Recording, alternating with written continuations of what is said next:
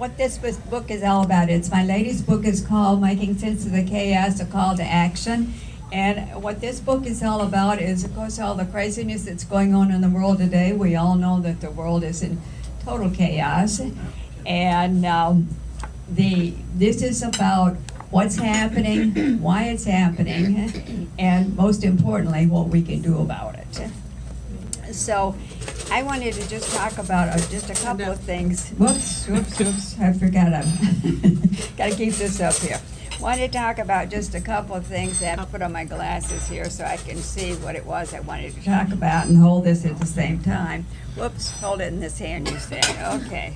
All right, here we go. I don't know if you remember years ago, I remember the very first major shooting in the schools. I think it was Columbine, and I think that was about 20 years ago.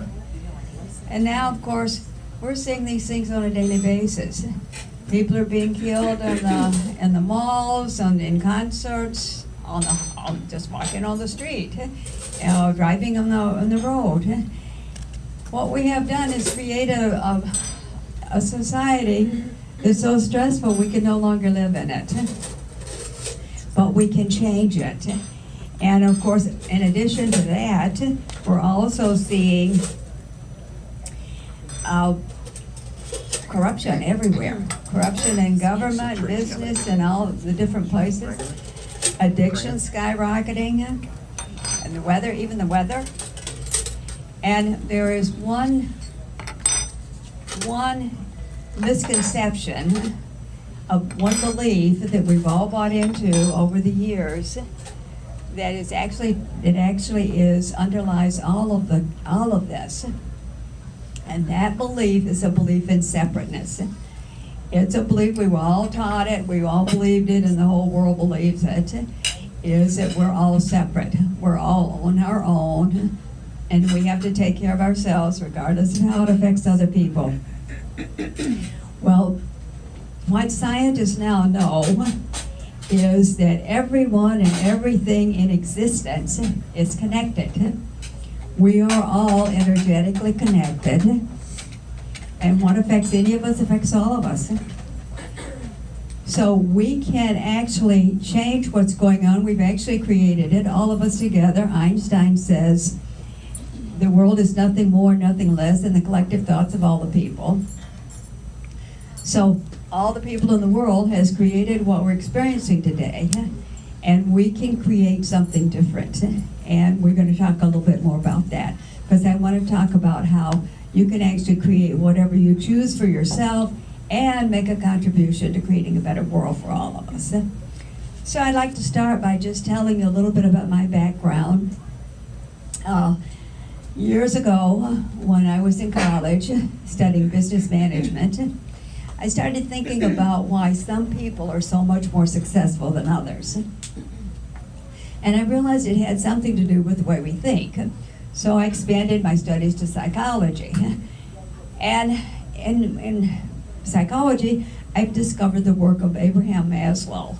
And you're probably familiar with Maslow's work. Maslow decided realized when he was in college that he knew a few people that functioned from a totally different level than everybody else he knew.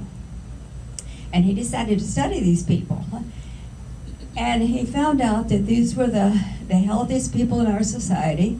They were also the happiest. They were highly creative and highly intuitive. And he said that they had discovered how to fulfill their needs and desires right within themselves.